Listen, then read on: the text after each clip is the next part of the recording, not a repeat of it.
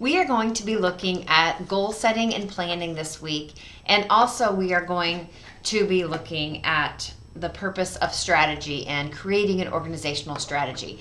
In Chapter 7 this week, you're going to look at the concepts of goal setting and planning. We want to really answer the questions of why are goals and plans needed in an organization. We want to look at what are the benefits and limitations of goals. And then we want to think about the concept of looking at how do we actually create a strategy, and then how all of those components of our strategy are really interrelated.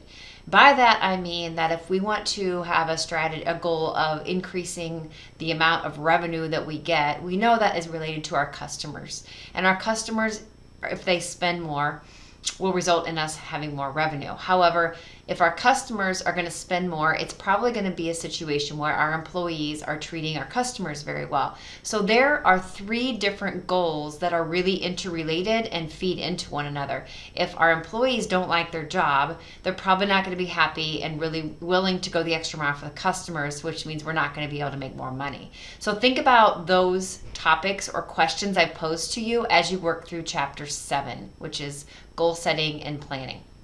In Chapter 8, you're going to look at strategy, and that really looks at the organization's goals and plans. How do we create a strategy to actually carry out and execute on those plans so that we reach our goals? And so that's really what you're looking at in Chapter 8. I would like you to think of the purpose of strategy in Chapter 8. We want a competitive advantage, and so if you think about that, look at people or companies that have a competitive advantage. Ones that might come to mind to you are PepsiCo, as they own all the Pepsi products. They own a water company, and they also own a sports drink company.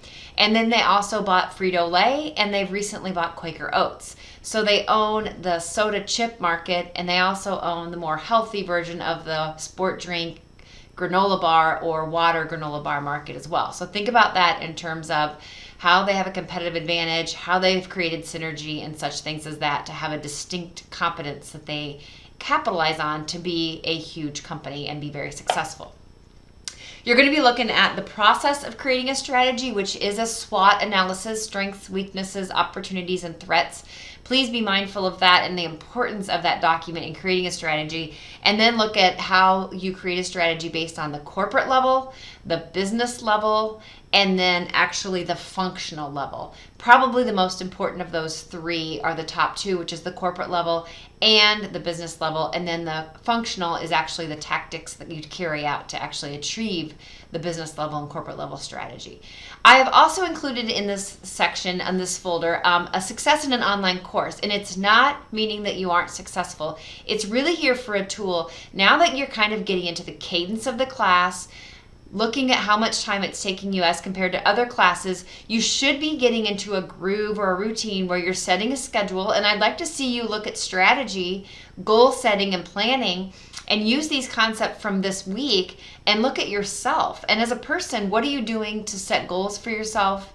How are you planning through your weeks and scheduling yourself and holding yourself accountable for those goals so that you hit the marks at the end of the semester in all of your classes to catapult you into an amazing career? So this is here as a guide to have you start thinking about your own personal goals, plans, and the strategy you're going to use going through the rest of the semester. So use that. It's just for you to consider. There is no assignment on it, but it's just something for you to reference. So your homework is due this week, next Monday, for Chapter 7 and 8, and there's no additional assignment outside of that. I will be doing some grading on your manager observations very soon, so I'll have that feedback to you soon. If you have any questions, please don't hesitate to contact me.